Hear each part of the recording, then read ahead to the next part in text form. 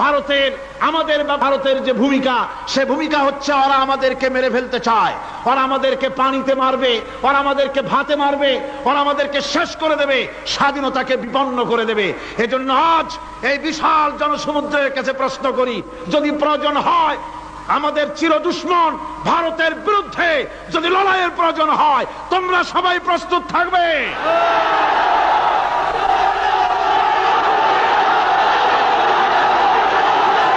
আমি আজ আপনাদের খেদমতে আরজ করতে চাই, পৃথিবীর নির্যাতিত মুসলমানদের পাশে আমরা আমাদের জীবন নিয়ে পাহারা দেব। আমাদের আর কিছু না থাকতে পারে, আমাদের ঈমানের মজবুতি আছে। ঈমানের মজবুতি আছে না? আপনারা মনে রাখবেন, ভারত তার অপসংস্কৃতি আমাদের মধ্যে ঢুকাচ্ছে। বাংলাদেশের মধ্যে মঙ্গল প্রদীপ দিয়ে অনুষ্ঠান শুরু হয়ে গিয়েছে, মঙ্গল প্রদীপ দিয়ে অনুষ্ঠান শুরু করা হচ্ছে। তারপরে নববর্ষ উদযাপনের জন্য হিন্দুয়ানি কায়দায় উদযাপন করা হচ্ছে। সাব গেমস শুরু করা হলো, কোরআনে কারীম তেলাওয়াত করা হলো না।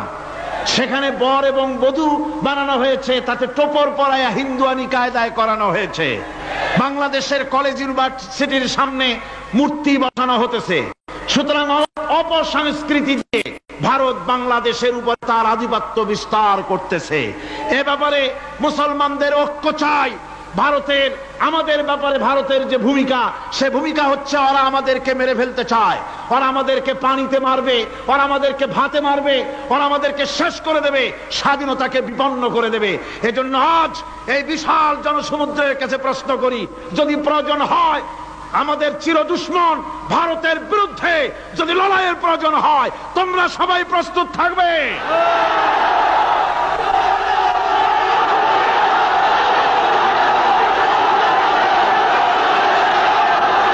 আর একটি কাজ হচ্ছে ঐক্যবদ্ধ হওয়া।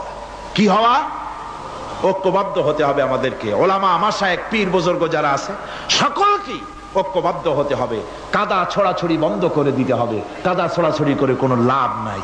কাদা ছড়াছড়ি বন্ধ করতে হবে। ঐক্যবদ্ধ হয়ে আলেম, ওলামা, বুজুর্গ সব যদি আমরা এক হয়ে যাই, আমরা দিন প্রতিষ্ঠা করতে পারবো।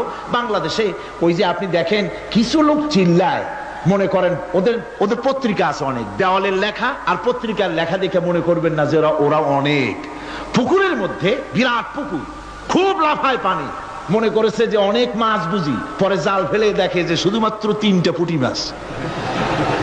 সারা শহরে ওদের পত্রিকা বেশি, দেওয়ালে তারা লেখে বেশি, তাই বলে মনে করবেন না যে ভারতপন্থী আর রুশপন্থীতে দেশ ভরে গেছে। না, তাওহীদি জনতার উত্তাল ঢেউ চলছে সারা বাংলাদেশে। আলহামদুলিল্লাহ, আল্লাহ রাব্বুল আলামিন আমাদের এসব কথা মেনে চলার তৌফিক দিন। জোরে বলেন আমিন। আর এসব কাজ করার জন্য আমি যুবকদেরকে ডাকবো। ইসলাম প্রতিষ্ঠার জন্য যুবকরা হলো সবচাইতে বেশি জরুরি। যুবক সবচাইতে বেশি জরুরি কি? জোরে কোন কি? তাকায় দেখেন তো, মাহফিলে মাথা উঁচু করে না, আপনি যেখানে বসে আছেন আপনার ডান দিকে তাকান, বাম দিকে তাকান, কাদেরে দেখেন? কোন? সারা মাহফিলে কাদেরে দেখেন? ও যুবকেরা, কিয়ামতে তোমরাই যাবা বেশি বেহেশতে, তোমরাই যাবে। সুবহানাল্লাহ। বেহেশতে কারা যাবে? যুবকরা যাবে, তোমরা বেহেশতে যাবে। আমি আমার কলেজের ছাত্র, ইউনিভার্সিটির ছাত্র, সমস্ত ছাত্র যুবকদেরকে বলতে চাই, যুবকেরা শুনে নাও, তোমাদের নেতারা ঢাকা থেকে যখন তোমাদের কাছে আসে, যে পার্টি তুমি করো না কেন, তোমাকে টাকা দেয়, অস্ত্র দেয়, নারী দেয়, মদ দেয়, পরের মিটিং ভাঙতে বলে, মিছিল ভাঙতে বলে। তুমি আমাকে বলো, নিজের কাছে নিজে প্রশ্ন করো, তোমার নেতা কি কোনোদিন তোমাকে বলেছে বাবা আল্লাহর দরবারে উঠতে হবে, কিয়ামতে জবাব দিতে হবে, খবরদার 5 ওয়াক্ত নামাজ ঠিক মতো পড়ো, সকালবেলায় কোরআন শরীফ পড়ো, মা বাবার খিদমত করো, আর সত্য কথা বলো, মারামারি কোনোদিন করো না, এমন কথা কোন নেতা তোমাকে কোনোদিন বলেছে নাকি? বলে নাই। তোমার নেতারা তোমাকে লাঠির মতো ব্যবহার করে। আমাদের কথা দেওয়ালে লেখো, আমাদের জন্য এই করো সেই করো, এই সব করে বেড়ায়। আমি যুবকদের বলি, খবরদার আমার যুবক ভাইরা, ফিরে আসো ইসলামের দিকে। তোমাদের রক্তের উপর ইসলাম প্রতিষ্ঠিত হয়েছে, আবার ভবিষ্যতেও তোমাদের রক্ত দিয়েই, তোমাদের শক্তি দিয়েই দিন প্রতিষ্ঠিত হবে। শাহাদাতের মৌতের চাইতে আরামের মৌত আর পৃথিবীতে মোটেও নাই। সুবহানাল্লাহ বিহামদিহি।